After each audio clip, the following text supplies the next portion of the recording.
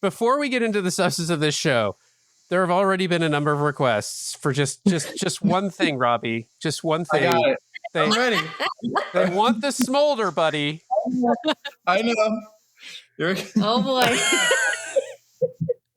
But may I just say something? Aye.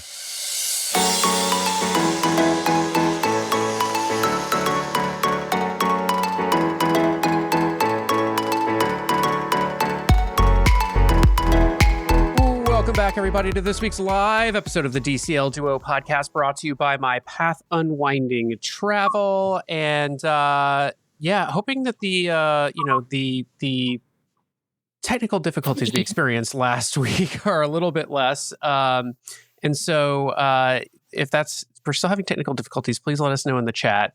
Usually does take a minute or two for the video to clear up for whatever reason on YouTube, but let's hope that it works tonight. But with that said, in addition to thanking our show sponsor, My Path Unwinding Travel, we of course have to thank our fabulous friends over at the WDW magazine, the DCL magazine. We're hearing some exciting news coming soon from them.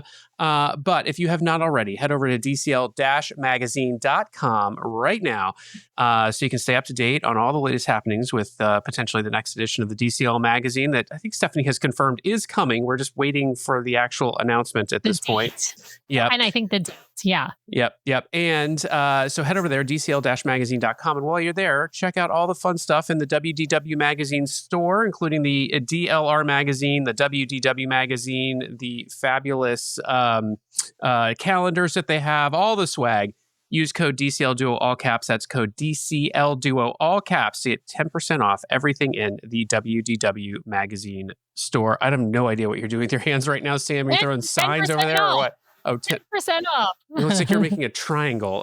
So the 10 is just... fit both my hands in the screen. It doesn't... Not working. Not working. All right. Not really working. Hey, and we need to stop and pause for a minute to thank one other group of folks out there who help support the show and make it happen, make it real week to week, and that is our Patreons, our patrons. I call them Patreons. Patreons. I say Patreons. Yeah. And so we got to thank our patrons. This list has grown to a point where reading it on air is going to take a hot second, but I have committed to doing it. And so here we go. Starting off at our animators palettes here. Let me stop and say, for those of you who don't know what Patreon is, it is listeners who are providing financial support to this show on an ongoing basis, either monthly or annually. We have several different tiers of Patreon membership. You can head over to patreon.com/DCL Duo to show your support for the show. Here, I'm going to scroll it across the bottom of the screen.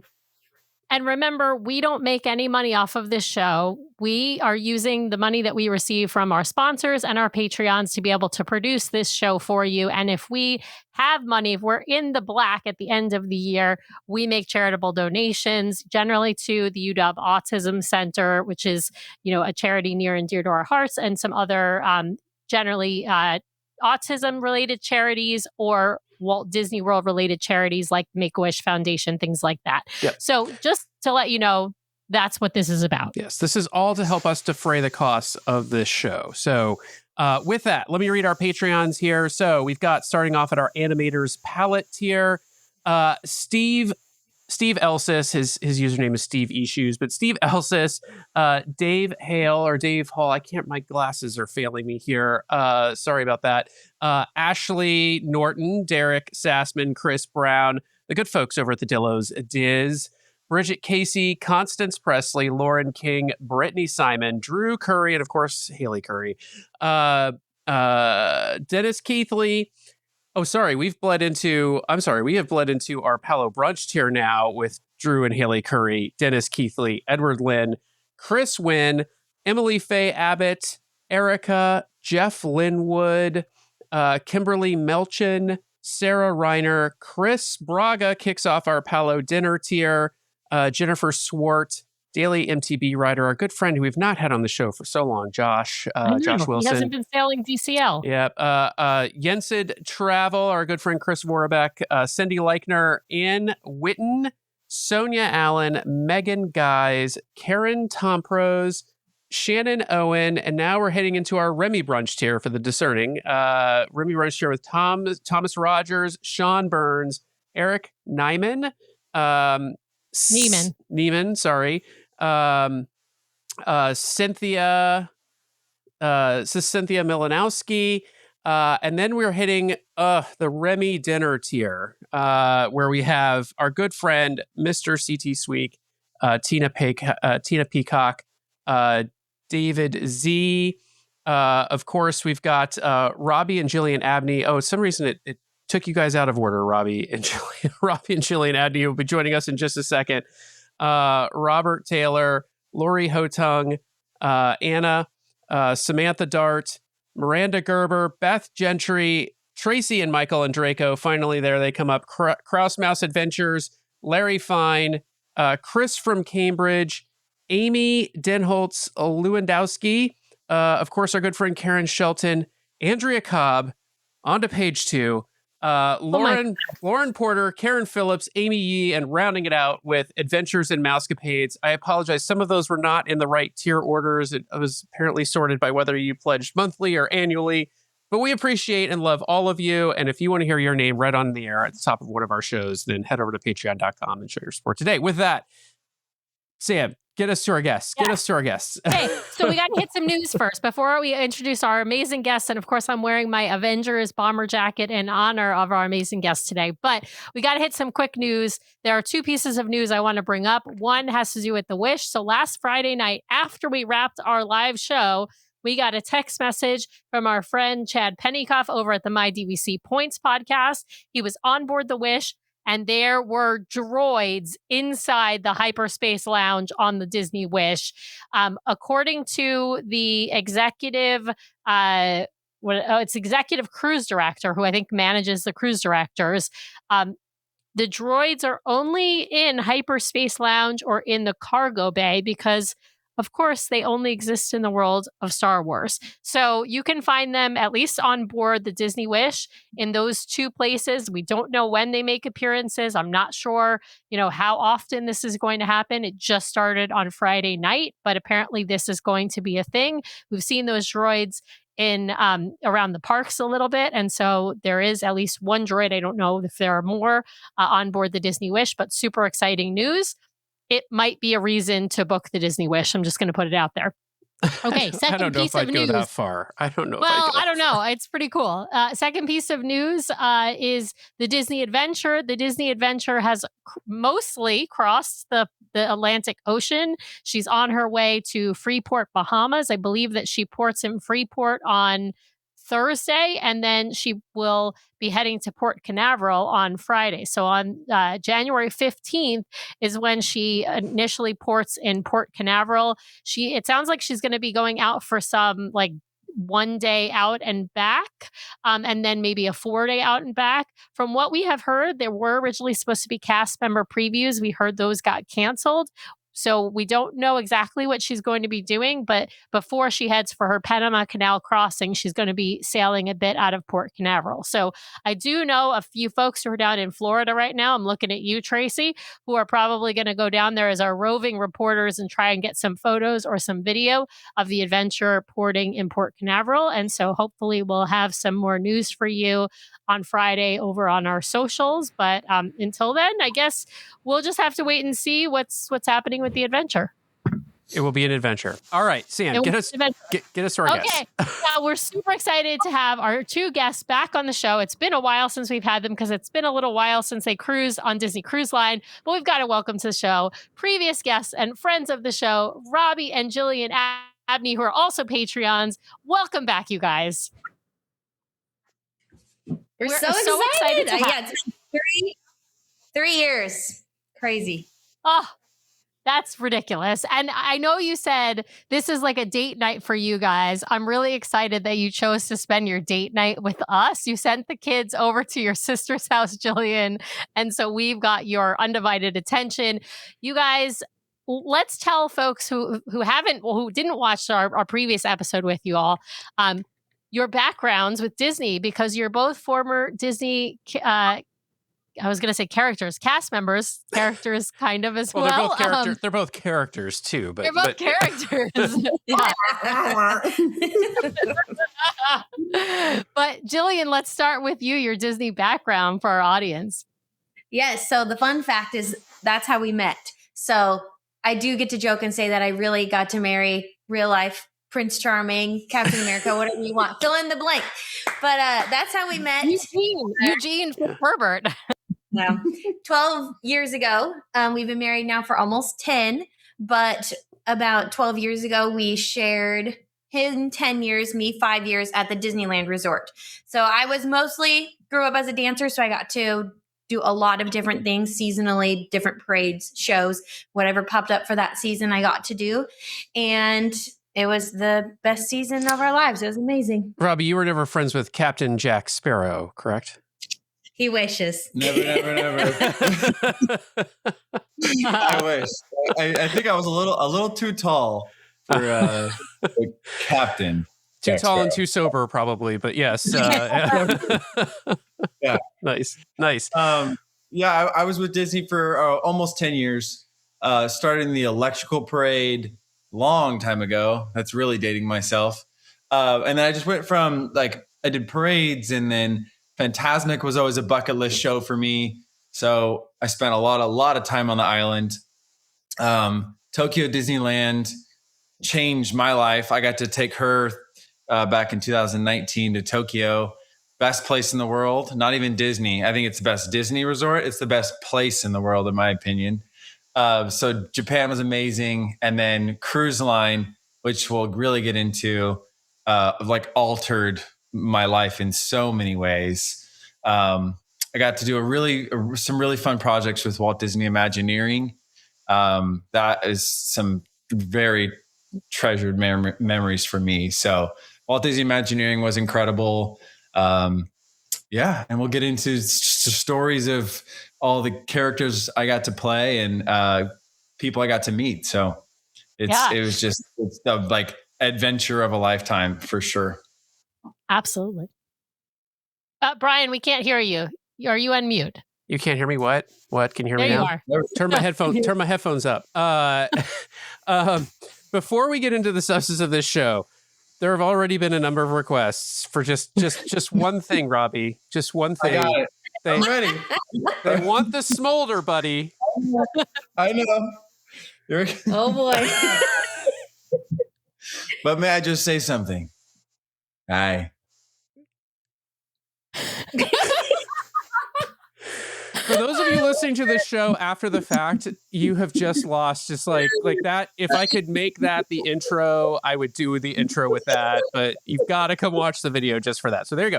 For all those who asked her in the chat, you got what you asked for. There you go. Love this smolder. Listen, Jillian gets that every day, ladies. Yeah, when Sam does some goofy dancing and stuff, I'm always like, she's taken, gentlemen, she's taken. I mean, I can't help that I have an awesome electric slide, what? The Roger Rabbit. If you haven't seen her do the Roger Rabbit. All right.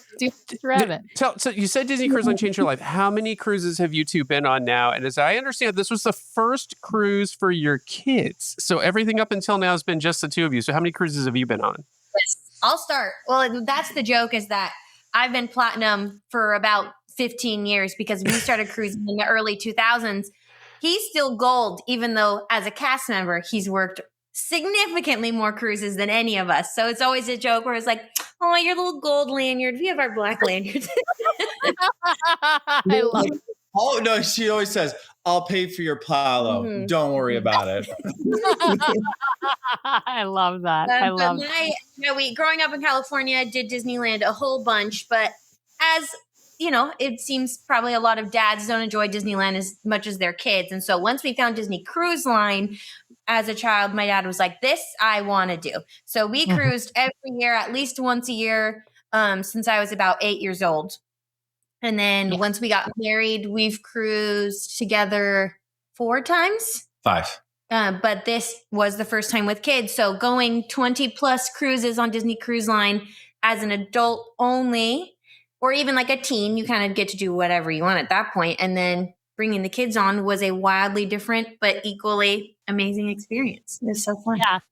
Now, your kids are 5 and 2, right? Rory's 5 and Lily's 2. Okay, so you guys waited. You didn't take them as, well, you didn't take Rory as a baby when you waited till Lily was 2 to take her.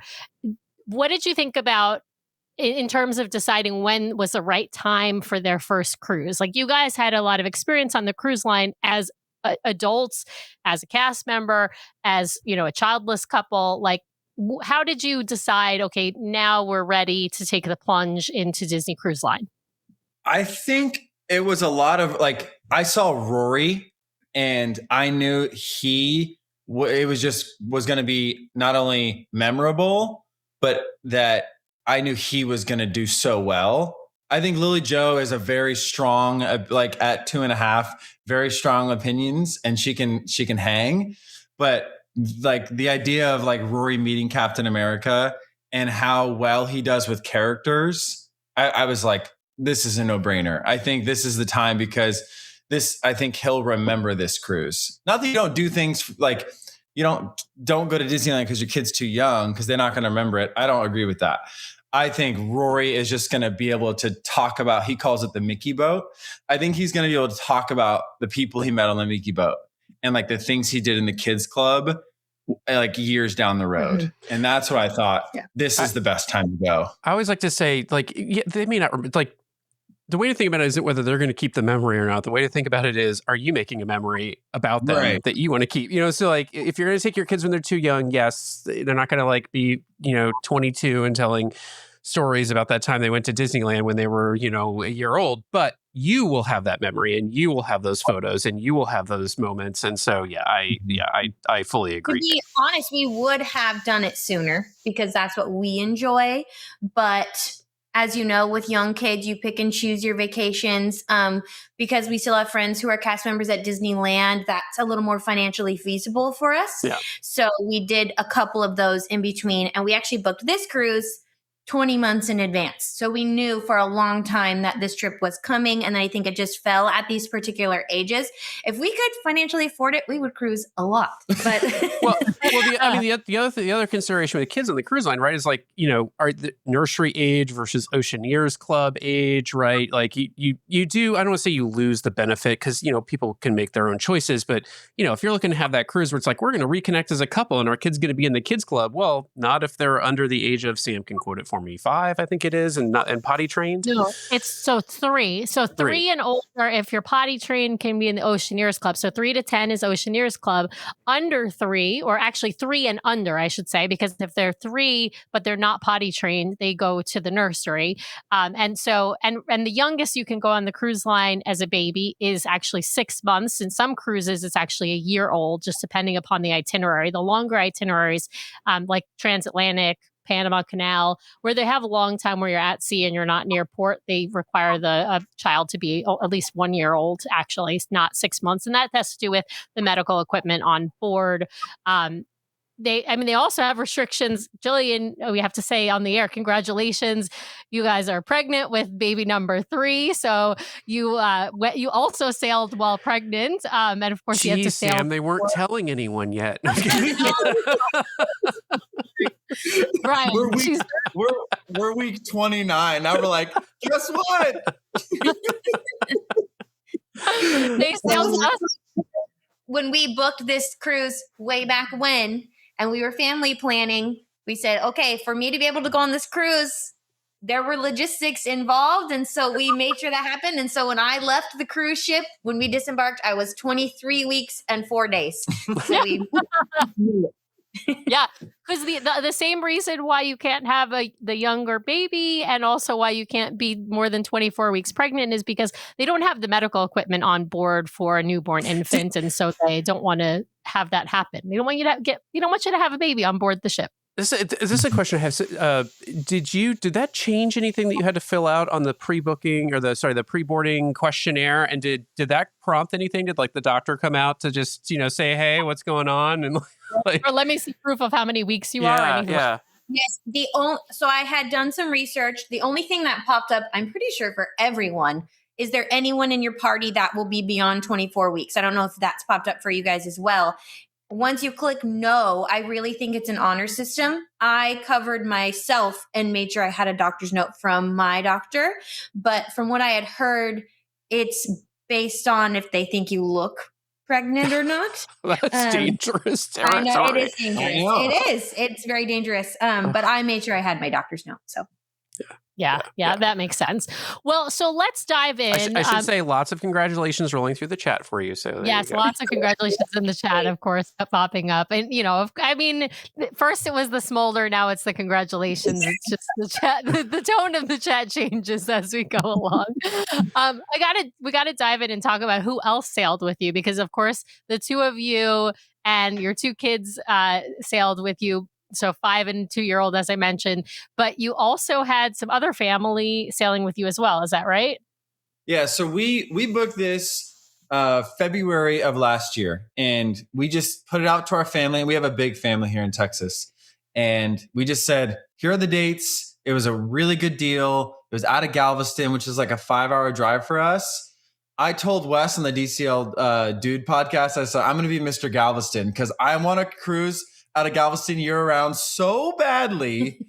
I'm going to shout it from the mountaintops. I love that. Like, guys, we're 5 hours away. It's so easy to get in and out. And our whole family just said, we're in. So in total of our direct family, there's 14 of us. And then a family of 4 who are her parents, really good friends when we lived in California. They're like, we're coming. So we went to 18.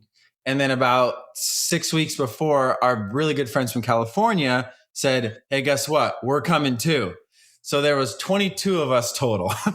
Oh, wow. My goodness.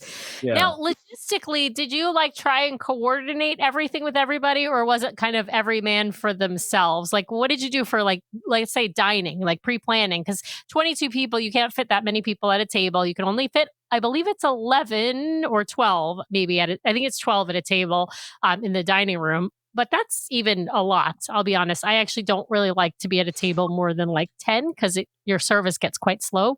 But how did you guys navigate that with such a large group of people? The good news is because overall everyone had cruised at least once, and most of the group a lot more than that. So we all in advance said, hey, here's our expectations. My sister has their kids. We have our kids. The grandparents each have their grandkids that they're directly related to. We said that takes priority. If we happen to be doing things together, great. And if we don't, great. And I think we spent way more time together than we had anticipated in a really positive way, because we just ended up all wanting to be at the pool deck together or the character meet and greets or fill in the blank. So they had us at 2 11-top tables right next to each other. Oh, that's great. That's great. Yeah. And I think that's the perfect expectation, because you really can't possibly do everything with everyone. We always, when we were just sailing with a couple of other families, we try to say hey, we all get together for dinner, and then everything else is choose your own adventure. If you want to do things together, that's great. But we can't have an expectation that we're all together all the time, because it's just impossible to coordinate when you've got, especially with kids of different ages and grandparents who want to spend time with the kids. What was the stateroom situation on board? Were you guys all trying to get staterooms near each other, or did you just book wherever, whatever people wanted? So because of when we booked, we had a pretty good selection. We booked her sister and her brother and my brother-in-law. We booked our rooms together. Then the grandparents were together. One, 8 doors down. So we're all on deck 6. Mm-hmm. We're all on deck 6 forward, about 6 rooms apart. So we were next to each other from her sister and I, and then the grandparents were 8 doors down. Awesome. Nice. All right. It actually made it really easy to go down to, Papa's room and go play in their porthole or something. I love it. All right. We got to start with preparing the kids for the cruise. Did you show them, they'd been to Disneyland, but did you show them any videos or maybe pictures, I don't know, of Dad as a character or something, right? Did you show them anything, or were you well, they've been to the parks and they're, some kids are easier at sort of adjusting to new environments, but some kids are not. How did you guys sort of prepare? We unapologetically brainwash our children with Disney content. And that is not untrue. we're more like Parks and Cruise fans. So yes, they love the movies, but we watch the parades, we watch the stage shows. Like that's just what we do for fun. So we were really excited to show them about the ship. And I think as kids get older, the surprise factor might be better. But with toddlers, I wanted them to have some familiarity of what they were looking at and what they were looking forward to. I also don't have a blown up picture of Robby as Captain America in Rory's room. I can go get it if you want. He's very aware. I'll go get it. No, stop. I want an oil painting over the mantle with like a pose, like. No, it's got to be that pose or like that. Yes. Yeah. But I think, and you guys might know this, as a 5-year-old, I don't know if this is going to fit in the picture. Oh boy, there it doesn't really. Oh my good Lord. Oh my God, I love that. All that Should I to put it say, right here? yeah, Does that work? Yeah. Robby, when do I get mine? When do I get mine? All that to say, not all superhero content is appropriate for 5-year-olds. So I think a lot of what Rory knows about Captain America is stuff we've shown him, and I wanted him to be excited. So I brought his suit, told him that we were going to meet Captain America, and he was very excited about that. So yes, we absolutely prepared them. YouTube, pictures, all the things. Yeah. By the way, just once again, for those listening at home later, you just missed epic artwork. Head over to YouTube. That's all I can say. I will say, yeah, Nathan has now at age 12 has seen quite a few. Not all, like I wouldn't say he's watched that many of the Marvel movies, but he's seen a couple of them, or he's seen enough pieces of various Marvel movies to know who like the main superheroes are. And of course, like obviously Captain America is my favorite. And so Captain America has to be Nathan's favorite. But like he doesn't know all of the storylines. And you're right. Like the content is not quite yet appropriate for a 2.5-year-old and a 5-year-old. So yeah, it makes sense. I thought you were going to say the content wasn't appropriate for Nathan. I was like, oh God. Like, no. I thought so too. Yeah. I mean, some of it is a little bit over his head as well. And there's quite a bit of violence in a lot of the Avenger movies. I just showed him Pearl Harbor. I know. Nathan is he's in his war movie era now. So we are, It you comes guys back after you're 40 too. Like, all you want to do is watch World War II movies. But yeah.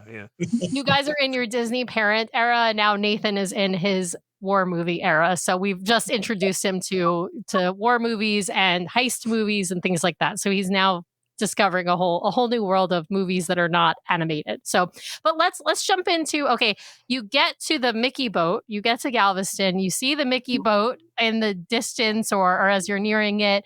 What's the reaction of the kids? Did Lily Jo even notice it? Did Rory even notice it? Like right away. And it was a moment I'll never forget. Rory screamed, Mickey boat! And I was like, yep, all right, when's the next one?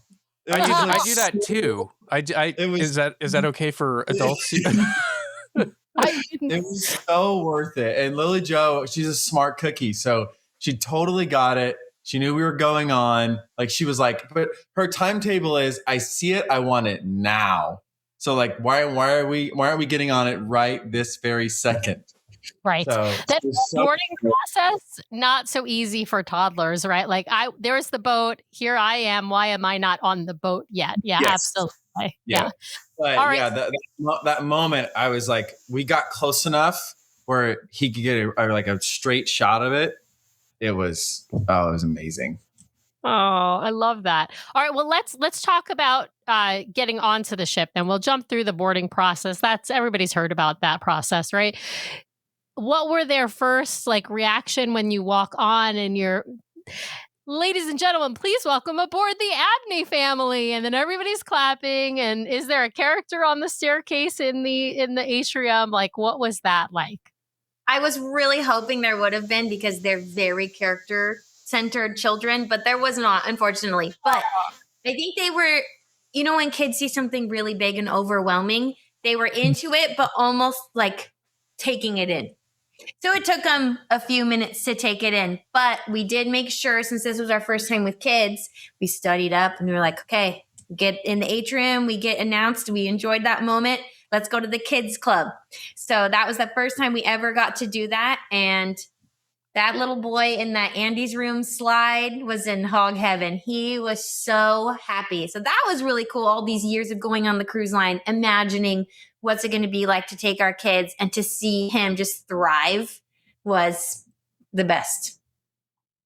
Oh, I love that. That's super smart too, because it's like introducing them there first, so that if you do want to like see how they do by checking them in once the secure programming is open, it's like not a, it's not a brand new space. They've seen it before. They meet the counselors, they see the counselors' uniforms, right? I think even just those little things of like them knowing like, okay, who are the trusted adults in this room? Like, what do the rooms look like? That's like super, super important. But here's the real question. Rubber meets the road. Are they kids club kids, or are they like...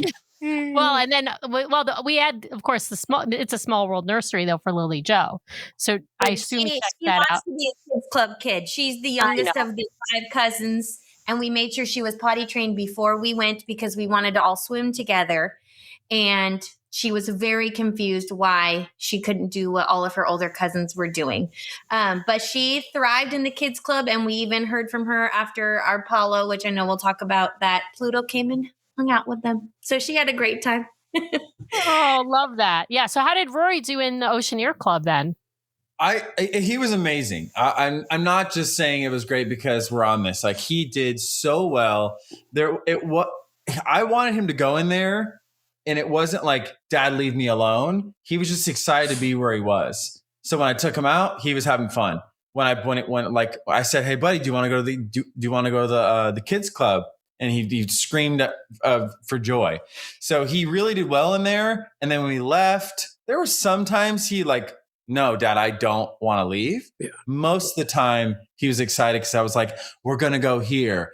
And he was excited to go. So we got so used to Nathan being on this, like, okay, we go, like, we put him in, and predictably about an hour, 90 minutes in, he'd like want to come out. So he'd go down, after an hour, 90 minutes, and be like, okay, I'm here to check him out. And then we had the switch that flipped, and at some point he was like, "Can I stay for another hour?" Like, sure, right? And then we come back and be like, "Can I stay for another hour?" We're like, "Why don't we find a reasonable time that you want to exit the kids club so I don't have to keep coming down here?" But that was a huge switch that flipped for him at some point. Yeah. It also worked out that we were with the cousins, and then our really good friends who also have young ones, they wanted to go. And so that helped him want to stay. So if you ever get to cruise with other kids, that he did want to go, but it helped that they also wanted to go. It is a curse that we have because Nathan is an only child. If he doesn't make a friend, it's far less fun for him. But if we're sailing with other listeners or friends who have kids his age, it's like, bam, done. Like, you got a friend, instant play friend, and he's off to the clubs. Yeah, for sure. For sure. Yeah. Absolutely. Well, I gotta ask, what were some favorite activities that you guys got to do as a family on board? And were they like any of the activities that you guys like to do when, before sailing with kids, or has it changed like significantly, the things that you do on board a cruise? First thing that comes to mind, which I did not think I was going to say, was going to the shows together. So when my kids sit in church, I don't even try and sit my kids in church because I know they're going to want to get up and run around. Right. So when we go to the show, I'm like, okay, I'll sit on the aisle. I'll have a good exit strategy. Always have an exit strategy, right?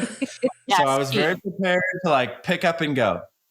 I sat Rory as close as I physically possibly could because I was like, this is my best chance. If I get him close enough, he'll get drawn in and then he'll stay.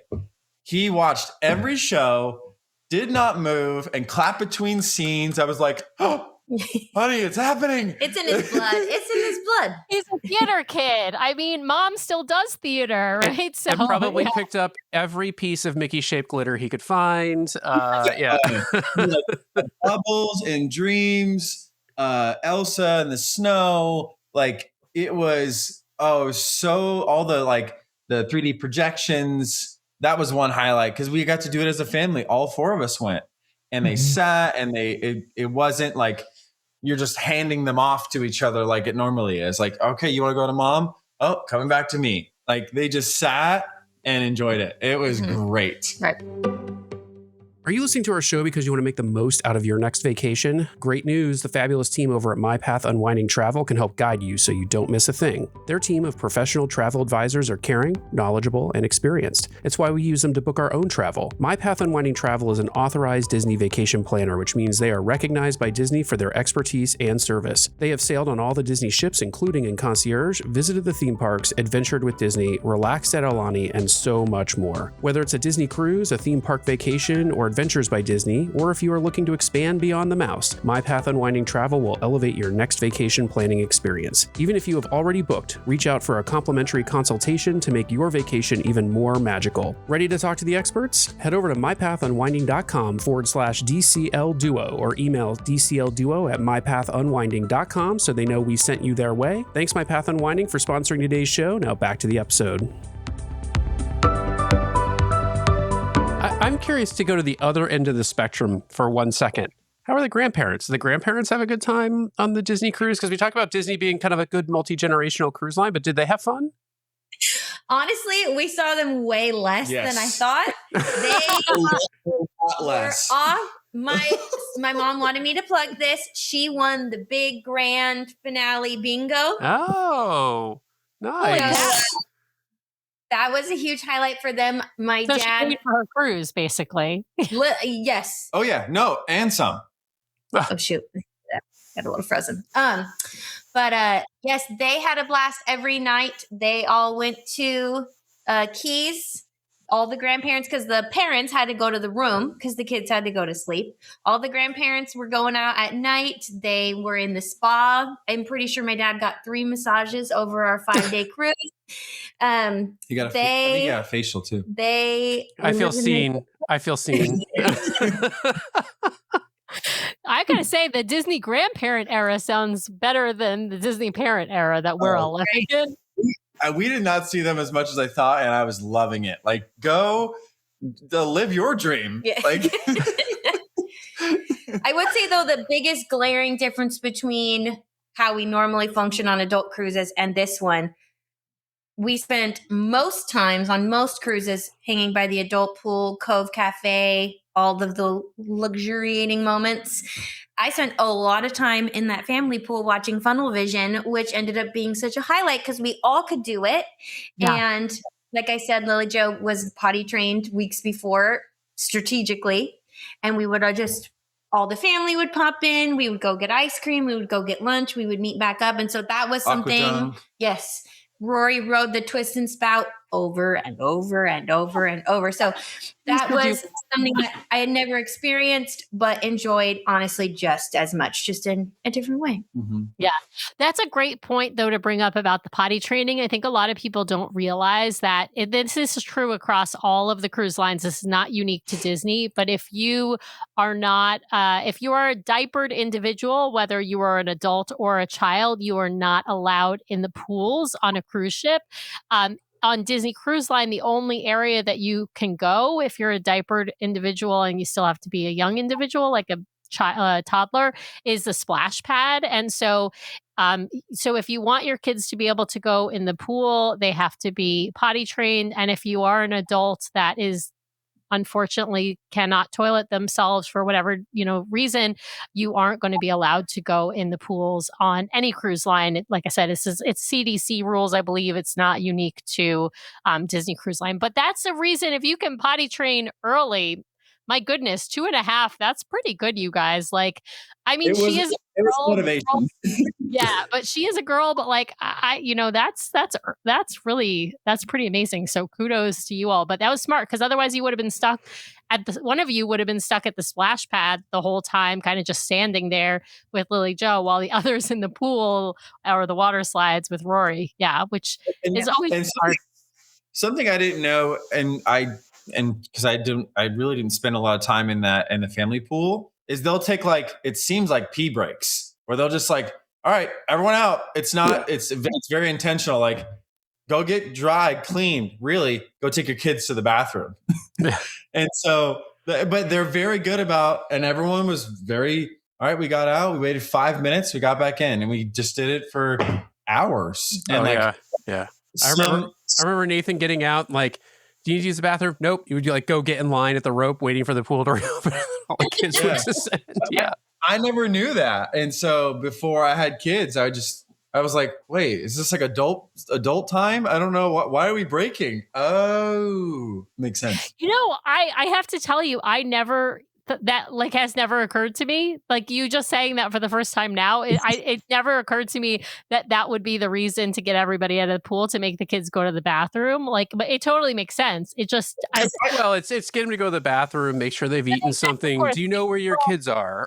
They check the levels of the the chemicals in the pool and stuff as well. I don't know if they put a lot of the cruise ships just use the salt water as the.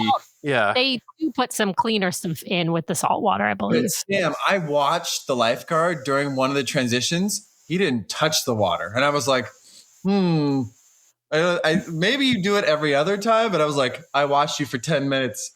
You didn't do anything to the water. Yeah. Oh, you're right then. It's probably just a potty break. Make sure they're not, because you're right. Like kids who are in the pool for hours and hours, like they're peeing in that pool. Like that's just what's happening. That's what's happening. We do have a question in the chat. Robby, Jillian, when was this cruise specifically? Like, and then how was the weather overall on the cruise? Someone's commenting that they went on in mid-November out of Galveston. It was just too cold on to swim. So I'm curious how the weather was for you. Mm-hmm.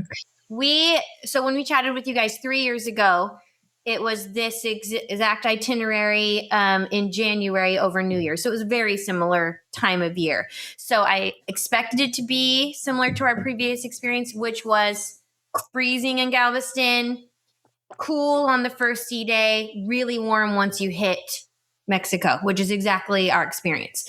So the first sea day, we didn't swim. And then the 3 days that you were more in the Gulf were really warm and really beautiful. And so we took full advantage of that. And then the sailing day back got cool again. It rained a little bit. And then we weren't. So we were in the pool 3 of the 5 days. Yeah. And this was it was a very merry time. I should have said that. So it was the day after Thanksgiving, we boarded, and then it was a 5-day cruise. Awesome. Did you mention the grandparents were off having a lovely time in the evening? Did you guys get a night together? Because sometimes staying with the grandparents, it's kind of nice. You can, you can do a Palo dinner or something, just the two of you. Did you guys get a night to just, go experience some of the adult stuff on board? So I got to do something for myself. I went to the bourbon tasting the first night. And with I'd my ask brother. you about it, but having done it, I know you won't remember. What's really cool is right up on my shelf up there, I have one of the bourbons that I got on the cruise. My mom got it for me for Christmas because I loved it that much. I came home saying, have you ever heard of Yellowstone? Like not the show, the bourbon. And she surprised me with it for Christmas because I was raving how great it was. It was selfishly for me, one of my highlights because it was the first night. I love Cove Cafe. There was only about, 16 of us there. So it seemed really intimate. And I think the guy, his name was Trevor, the guy who led it, he went over for sure. Like we were there for at least an hour and a half. We had 5 bourbons and then an old fashioned of what I loved about it was all the bourbons weren't your regular. Well, I love Buffalo Trace, but there was not a Knob Creek or Buffalo Trace or like Bullet or anything like that. It was things you've not really tried. And my brother Ryan and I, we loved it. If you really liked it, I would say 2 tastings that you need to try next. One is get on a Wish class ship and do the old fashioned tasting in Hook. So it's very small, very hard to get into, but he makes a bunch of, or whoever is doing it, makes a bunch of different old fashions, including like some with Scotch whiskey, some with Japanese whiskey. I think he even made one with like a tequila, which is really fun to see. And then the whiskey tasting as opposed to the bourbon tasting, that's when they bring out some of like the, again, the Japanese whiskeys, the scotches, some of like the rarer stuff they have on board. That one could be a lot of fun. But as our friend Chad messaged us recently about drink tastings, the reason I don't do them anymore is because I just feel like I feel so trashed after leaving an hour and a half of that stuff. Yeah. Jillian could tell you about the mixology class we did and how memorable that was. So there's 2 things that stand out that we were able to do with the kiddos that were really special adult time. One was the mixology. And of course, 20 months ago, I signed up. And then a few months ago, I took myself off the list and figured I'll just come and hang out. And so when we got to the door, my sister, brother-in-law, and Robby checked in, and I said, hey, I'd just love to just hang out if that's okay. If you have anything zero proof, just a glass of something, I would love to just sip on it and hang out. They said, of course. We walked in. 10 minutes later, the amazing waitress brought me out an entire tray of zero proof mixology cocktails that were almost identical to theirs on the fly. Did not give them any heads up on that. And then they just charged me the fee at the end. But I got to be a part of the whole experience. So I think that's great to know for anyone who doesn't drink for lots of different reasons. You can just ask. But zero proof is becoming so popular. I feel like they need to capitalize on this, because I tried every one of them. They were fantastic. Yeah. So if it's and there are so many zero proof liquors now, right? Like substitute for a liquor that isn't just like a mocktail, right? But they have that tastes even more like a cocktail than a mocktail. And so it's really nice, the options that they have out there now. I'm actually kind of surprised in adult dining they haven't come up with like a zero proof, like instead of a wine pairing, like doing like, oh, we'll do a zero proof pairing for your dinner. I think that would just be such a great thing to add on board. We had Aaron and Todd on the show, and they actually did that. They were not real happy with what they ended up getting. I think it was at Remy, but they did it. It was they did it as a pairing with a Remy. I can't remember if I think it was a brunch that they did, but yeah, regardless. Yeah, definitely a great option. All right, you also did Palo brunch, is that right? As seasoned cruisers, Palo's really it's a non-negotiable at this point. Yeah. So we planned way in advance. We kind of knew that pirate night tends to be obviously not your last night, but maybe night 3 or 4. So grandparents went to Palo dinner night 2 for dinner. Young parents went to dinner at Palo night 3. So grandparents did take the grandkids for dinner that night. Pirate night dinner, not my favorite. So we always try and plan Palo on pirate night. Yeah. And so we traded on that, and then we all planned ahead to do Palo brunch together on the last sea day. And so we booked the nursery for the littles and then the kids club for everyone else. So that was the one time we said, you are going to the kids club. You had enough people. I think you had enough adults. Did you try to request the private room in Palo for your brunch? My dad, he's now almost Pearl, and he thinks he's a professional, and we usually sail with a big group. And we usually go on the older ships where that's kind of your only option for a big table. So he has come to expect it. And I have to tell him, Dad, you don't just get the captain's table. But we did get the captain's table every time. We did. Yeah. Now, I got to tell folks, like, if you want this, if you have a larger party and you have a bunch of adults that you can, usually it's a minimum of 8, and I think it's a maximum of like 12 or maybe 14. They might be able on the older ships fit 14 in the room, but you've got to make that request in advance. You can do it if you're sailing concierge. The concierge team will do that request for you. If you're not sailing concierge, you've got to call Disney Cruise Line, and they'll make you fill out a form, and you can put in that request. And it is one of those things where they won't tell you for sure if you got it until like shortly before your cruise or even when you're on board, but they'll usually help you with getting multiple reservations if you're unable to get that private room. So it's definitely something you can do. But yeah, moral of the story, according to Ed in the chat, name drop Jillian's dad at I love that. Or you name drop Haristo, who has been our waiter on the Wonder and the Magic at Palo for years and years and years. And we just happened to be able to get him again. And it was like seeing family. So shout out to Haristo, who I'm pretty sure hooked it up. How is the magic overall? Because we've had some mixed reviews of late about the Disney Magic, that she's showing her age just a little too much these days. How is it overall for you on the sailing? I mean, if you look close enough, you can find it. I think the atrium is got some wear and tear. It did not affect our cruise whatsoever. But I think if you're looking for it, you can find it. We also have not, being now based in Texas and having kids, made our way to Florida to get on any of the new ships. So we've only done the 4, I'm going to call them originals. So we are praying that the rumors are true and that they'll send one of the new ships to Galveston more regularly so that we can get on one of them. But really, for me, if I'm on a Disney cruise, I am happy, happy, happy, happy. So I had no complaints about the magic in terms of issues or anything. Well, I think your wish may come true, and I think it may be a wish that is what comes to Galveston. So I Hooks Marbury, here I come. I'm gonna send you a bag. All I need you to do is grab the droid and run. All right, that's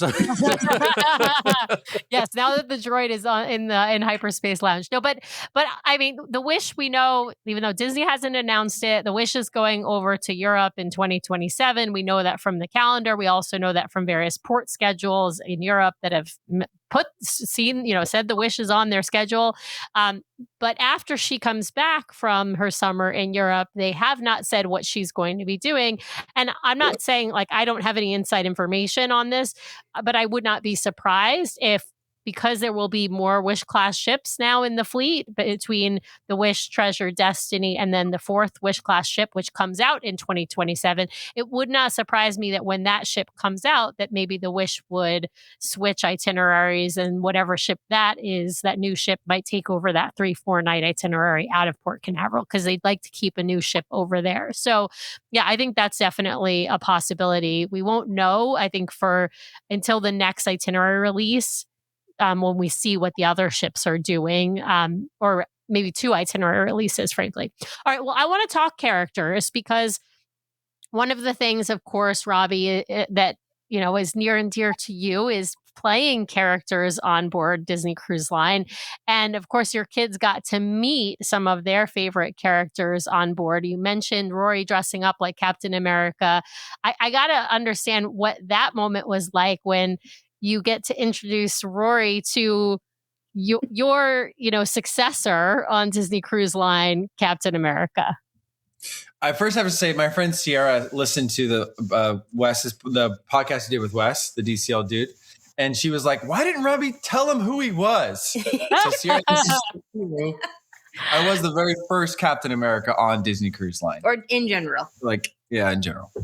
And I so mentioned on our show last week that you actually, when you see posters of Captain America for Marvel Day at Sea and things like that all of that, those brochures, the stuff on the website, you are probably looking at Robby Abney when you're seeing those photos of Captain America in uniform. Most likely, yes. So you could say, Robby, you were the first Disney Cruise Line Avenger? The first Avenger. The first Disney Cruise Line Avenger. And does 100%. So meeting Cap was top of my list. Had to. And I thought Rory might have been afraid. That's overwhelming. He's got a shield in his room above his bed. So I thought it might be too much too soon. And so I was kind of prepping for that. We were waiting in line. We were the 9th or 10th guest. So he had some time to see him, and he looked a little afraid. And so I was like, whatever happens, happens. We get to the front. The Cap was awesome. He walks up to us and just takes out his hand. Rory takes his hand. I'm like, oh, don't move. Don't do anything. So they walk up together in front of his backdrop, and I stay behind, and I just let it happen. I let it ride, and they're just talking. You can't really hear him because he kneels down and is talking to him. And I'm choking up, trying not to cry, because this is such a big moment for me, because it's to see my son meet the guy that is just done so much for me was amazing. And in the same location, you did on that the ship, all those years same ago. location that I did so many years ago. And then I go up, I just shake his hand, and I really had this. I really wanted to tell him what I said, and I actually said it. I said, I know you're the first Avenger, but I was the first Avenger on this cruise. And he didn't really get it at first. And then he looked at me again, and it all came over. Oh, you are, he said, and he looked at his host, he pointed to the host, it's him. It's him. And so the Cap was very nice, and we got to do right before till we meet again the special meet and greet in D Lounge. he totally set that up for our stateroom, and he was like so awesome for us. And that was one moment. I'm like, again, when are we like stateroom? The placeholder is down. Here we go again. Here we go again. I love it. Now, did Lily Jo enjoy meeting characters? Like, is she, she obviously has been to Disneyland, but yeah, did she enjoy meeting characters on board the ship? Is she in her princess era? Now she is. And we didn't force it with either of the kids. A few times we went to Disneyland, I would say prior to 2 years old for both of them. They wanted to see them, but from afar. And I was totally fine with that. I was not going to be the shove my crying kid up. Sometimes you got to do that, but we have the luxury of going enough to where I wanted. You only do that with Santa. You don't have to do that with Disney characters. You don't want to take a picture? I'm not going to force it. I've met too many kids where it's like, this kid does not want to stand next to me. Yeah. We also didn't want to force the autographs. We really like it just to be an authentic moment. If the picture works out, great. If we don't want to take a picture, that's fine too. So we just went to Disneyland in September, and she loved the characters. And so we were very excited. So yes, we did the princess gathering, and all she wants to do is look at the pictures and talk about them. And yes, she has entered her princess era. I think the cruise helped with that a lot, but she was just precious. You can see in one of the pictures that we posted with Pirate Minnie, she was into the whole thing. So sweet. Oh, I love that. Now, is it weird now, like with you two having both been cast members for Disney, is it like weird to kind of see the experience? Like, what's behind the curtain, right? Like, what's going on before these characters come out and meet the guests. And is it weird like experiencing that from the other side, like being the guest and you got to put on your like imagination cap and literally like to because what's does that kind of ruin the magic, or does that make it more magical? I'm curious. I think I'm more hypercritical when a moment is happening that you really have to like read the room and read the kid and the parent. And so I think as a Disney cast member, you have to get really good at that and know when to intervene and know when to take a step back. It's gas and brake to make that moment special. Sometimes I feel like it was like most of the interactions, sometimes the host is just all gas, where they're like, they're the character. It almost feels like they're the character. And I wanted to say like, hey, I know that, Mickey might not be talking right now, but let them just interact, And if Mickey is confused and needs some help, you can chime in. But sometimes it felt like all gas, like, let me just interact for Mickey. Like, no, it's okay. So I feel like sometimes I get a little too critical and I just need to be in the moment. But most of the time, the interactions were special. The character totally drove the hug or the dance or the bow with the, so I think two things on that. I think cruise line, which a lot of your listeners probably have experienced, you can continue a memory with the character. So you might meet Belle on day 1 and she'll remember you on day 5. That's a good point. And so that's unique to Disney Cruise Line compared to a park experience. And so loved that. And I think Belle did say, yes, I remember meeting you. That's right. It was so sweet. And the other thing too, because we come from that world, we appreciate people who do it correctly. Yeah. I don't know if that's the right word, but genuinely, with care, with time. So it means a lot to us when we get that experience that we're hoping for, because we're kind of looking for it, I guess. But we had overall wildly positive, long interactions, sweet conversations. And now I'm bummed for all those parents out there. I should have just bought that dang picture package, because there was 6 cute ones and then we had to pick, and we probably spent as much as we would have spent on the package. I never thought I would be that person. Here we are. I love that you said this, Jillian, because I am a fan. So it's funny because we didn't always buy the picture package and now we're Pearl. So now we get it for free. But I actually I'm a convert about the picture package. I actually think I think the unlimited picture package is one of the best deals if your kids will take pictures. If your kids are, I never want to take a picture, then yes, don't bother. But if you think you might take a few pictures here and there, you will end up taking more than you think you will.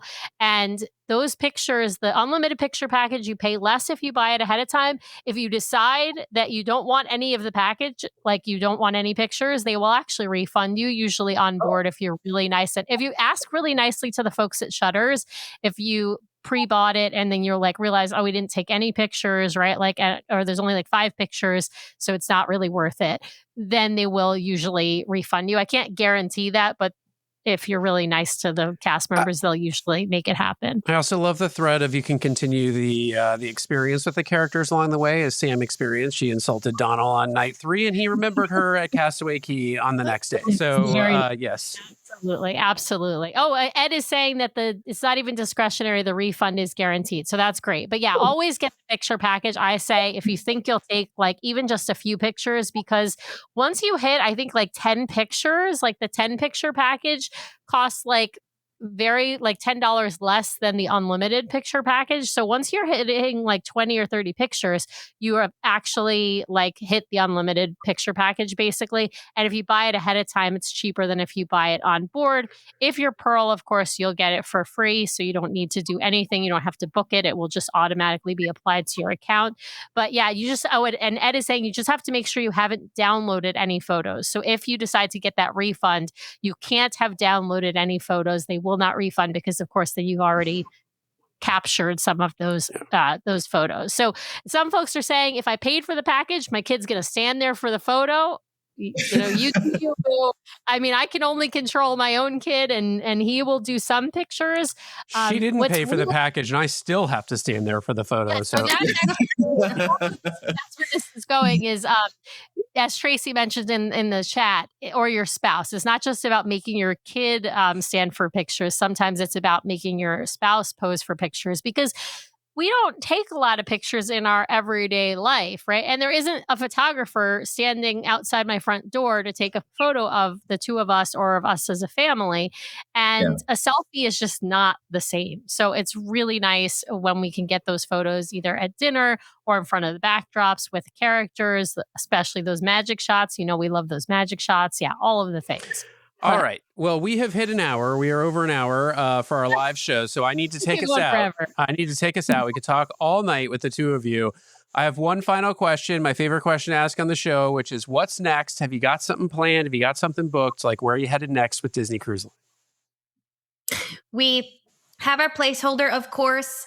We're very excited for this baby, but that puts about a year timeline before we have the baby, plus another 6 months. Plus, might want to wait a little bit longer. So we're hoping to do March of 27 out of Galveston. It'll be the Magic still, but it just makes so much sense for us to jump in the car and drive rather than get on an airplane. So we haven't booked it, but it's in the works. Yeah. I think March they have lots of stuff that you have to kind of schlep. So being in a car is a little bit easier than the airplane. Yeah, so I think our placeholder's down. I think March or April of 27. We will be on the Magic, which is it's. I have to say it's shorter than the last time we booked because a 5-person room is so expensive. That's okay. Yes. More space gets you every time, Jillian. Every time. Well, we will have to have you back after your next sailing. We'll hope it's not another, 3 years since we had you on last time? Yeah. Good gosh. Well, hope it's not another 3 years. But, reach out. We'd love to have you back on. With that, I will just say we will be back next week. Regular time, 5:30 p.m. Pacific, 8:30 p.m. Eastern. And Sam, if memory serves, we will have the incomparable Amy joining us. Who we had on the show just a few months ago. We talked Disney Cruise Line etiquette. That was a fantastic show. Amy is a fantastic guest. She just sailed on the Destiny over Christmas. Of course, it was her first sailing on the Destiny. They had a Mickey and Minnie cabana at Castaway. We're going to talk some stuff about the Destiny. We're going to talk some stuff about Maritime, some stuff about relaxing, and some stuff, of course, about the cabana. So fantastic episode we'll have next week with Amy, who's, like I said, a great guest. And she's she's a former Planned Disney panelist, so she knows lots about cruise line and lots about Disney parks as well. Yes. So with that, Robby, Jillian, thank you for spending some time with us this evening. Thank you to the audience out there for hilarious chat this evening. And I will once again put in a plug. If you're listening to this after the fact, please head over to YouTube. I'll channel Sam, like and subscribe. But head over to YouTube to watch, because there's some great stuff in there, from the smolder to the artwork. So head over there and give it a watch. Otherwise, good night, everyone out there. Thank you for watching, and we will see you next time. Well, thanks to everyone out there for listening this week. We really, really appreciate it. Be sure to subscribe to the podcast so you can keep getting great content from us every week. In fact, twice a week we publish shows. So be sure to hit the subscribe button to get all of those great episodes. And if you want to watch us live, we have a live show now every week, Monday nights, 5:30 p.m. Pacific, 8:30 p.m. Eastern, over on youtube.com/DCL Duo. So be sure to head over and check that out. If you want to help support the show, be sure to hit those 5 stars on Apple Podcasts. And if you leave us a written review, a 5-star written review, we will read it at the top of one of our main episodes. So please head over there and hit those 5 stars. Of course, you can also help support the show by supporting our fabulous show sponsor, My Path Unwinding Travel. If you want to book your next Disney vacation, head over to mypathunwinding.com/DCL Duo, or email them at dclduo@mypathunwinding.com so they know we sent you their way. If you've got questions or you'd like to connect with us, the best way to do that is to head over to dclduo.com. It's got links to all of our things, full catalog of the podcast episodes, including a searchable catalog for the podcast, links off to our vlog, a link to our Etsy store where we sell some fun fan-inspired magnets, link to our Patreon if you'd like to help directly support the show each and every month. Just head over to the website or patreon.com/DCLDuo. Also has a way for you to sign up for our Substack newsletter that we're hoping to start really pumping out monthly here at least, and a few blog articles that we've written. So DCLDuo.com is the best way to connect with us. You can also, of course, email us at info@DCLDuo.com or reach out to us on our voicemail line at 402-413-5590. That's 402-413-5590. The DCL Duo podcast is not affiliated with Disney Cruise Line, the Disney Company, or the Disney family of theme parks. The views expressed on the show are solely those of the individuals on the podcast and in no way reflect the views of the Disney Company or Disney Cruise Line. If you have questions about a Disney cruise or a Disney vacation, please contact the great folks over at My Path Unwinding Travel or Disney directly, or your own travel agent. Thanks again for listening, and we'll see you next time for another fabulous adventure with the DCL Duo. Good night.